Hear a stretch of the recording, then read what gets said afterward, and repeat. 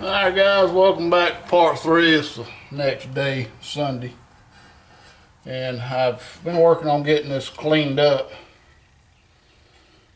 Now I can see little lines all in this thing. Looks like stress cracks. One line goes all the way from here all the way into there. And I can feel them. But on the outside, I can't see them from the outside, so hopefully I can reuse this case. I did get the bearing out of the other case, but unfortunately I had to heat it up with a torch, and I ended up gouging the bearing race surface in here to the point that I just even when I tried to sand it up, I just didn't feel comfortable to use it. So even though we got to use this one with the bad case part right here, I feel more comfortable about using this than I do the other one. Even though this thing is just full of little cracks. I mean cracked, like little surface cracks. But anyway, today we're going to go ahead and put the bearing in. Alright, so here's the bearing. I don't know if y'all can see, but it looks like it's got a plastic cage inside, so that means this is a very cheap thin frame bearing. But what I'm going to do is first I'm going to put some gloves on. And what I did is I soaked this case half overnight in hot soapy water, and then I run it through my little parts cleaner over here. And as you can see, it's still got a lot of dirt and grime on it. The only way to really get these things clean is to take it to somebody that's got a parts washer that can wash it in their parts washer. It would get it spotless, or pretty much spotless. Alright, so first step we're going to do is put a little grease. Now, I found some multi-purpose high temp grease, so I'm just going to, I don't know if y'all can see what I'm doing. I'm just going to lightly coat these bearings. Just to prevent them from even the possibility of them starting up dry. And they make a special transmission assembly lube. That's the one I couldn't find. The one I seen on YouTube was called Trans Gel, but I couldn't find it nowhere, and I can't even find any regular transmission assembly lube, oil or grease. Just regular assembly lube.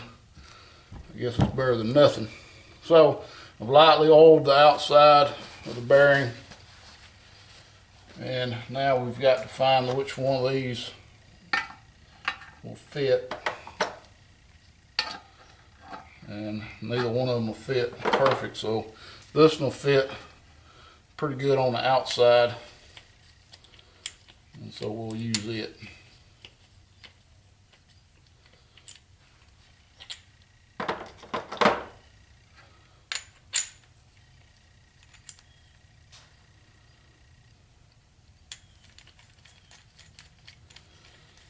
It's getting warm in here.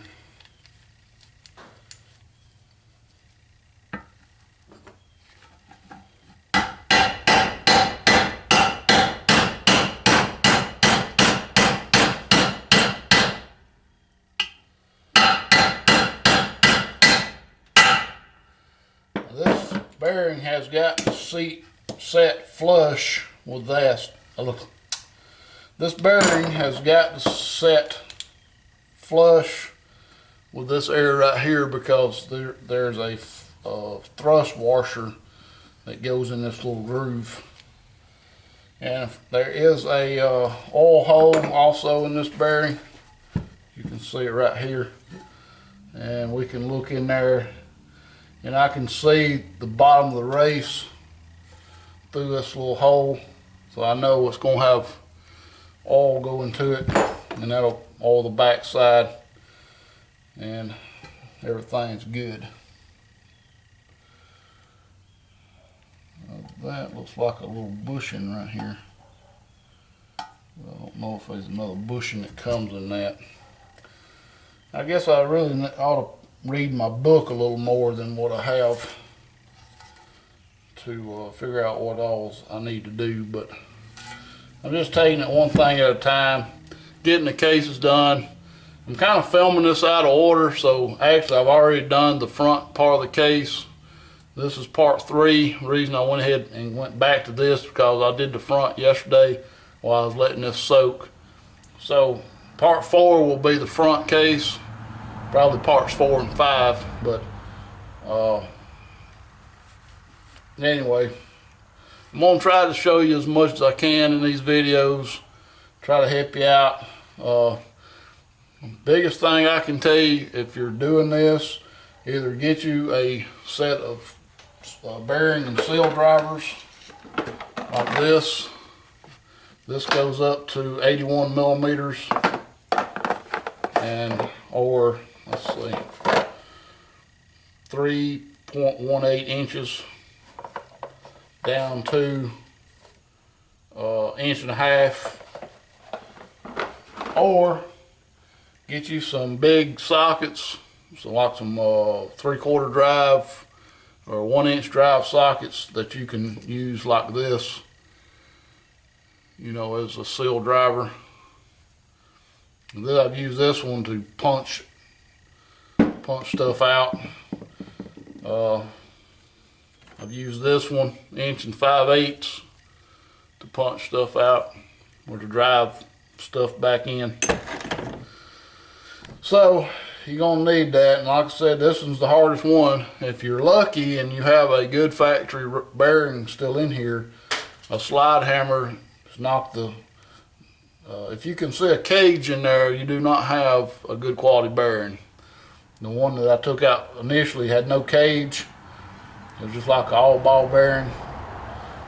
Knock them bearings out and get a slide hammer and grab the lip of that and pop it down. I hit it about 4 or 5 times and it come right out. And then of course you saw the second one didn't.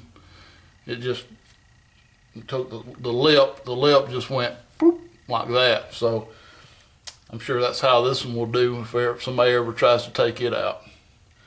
So anyway guys, thanks for watching. We're going to continue on, and it's going to be a lot of videos on this. It's not going to be one long one. I'm going to break it up, and I'm going to try to break it up into 15 to 20 minute videos. And this one's probably going to be the shortest one. So thanks for watching. Please rate, comment, and subscribe if you haven't.